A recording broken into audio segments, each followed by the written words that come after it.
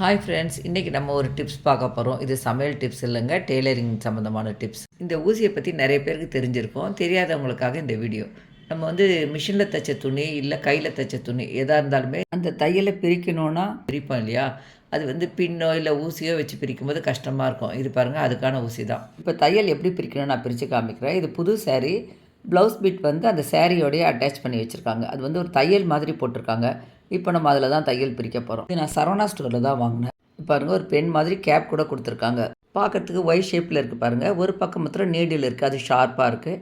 இன்னொரு பக்கம் நீடில் மாதிரி இருக்குது, ஆனால் மேலே ஒரு மாதிரி முழுன்னு துணிலையோ கையிலையோ குத்தாத மாதிரி இருக்குது. அந்த ஊசி வச்சு எப்படி பிரிக்கிறதுன்னு பார்க்கலாம். நம்ம தையல் போட்டிருக்கு பாருங்கள், அந்த பகுதி எடுத்து அந்த ஷார்ப்பான பக்கத்தை ஒரு 2-3 தையல் பிரித்து விட்டுக்கலாம்.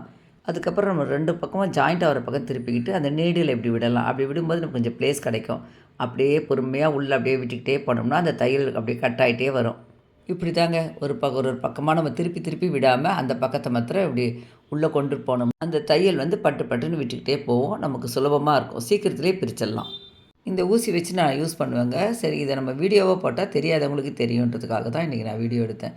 இந்த பக்கம் ஓவர்லாக் பண்ணியிருக்கு. அது கூட நம்ம இந்த தையல் பிரிக்கும்போது அந்த ஓவர்லாக் கூட பட்டு பட்டுன்னு விட்டுடுது. நம்ம கையில் தைச்ச ஸ்டிச்சஸ்னால் கூட இதே மெத்தட்லேயே பிரிச்சிடலாம். இதே மாதிரி தாங்க நான் ஃபுல்லாகவே பிரித்து அந்த ப்ளவுஸ் பிட்டை தனியாகவே எடுத்துட்டேன். 2 ஜாயின் பண்ண சேரீயை நம்ம பிரித்து பார்த்தோம். இப்போ ப்ளவுஸில் நம்ம தையல் போட்டிருப்போம் பார்த்தீங்களா?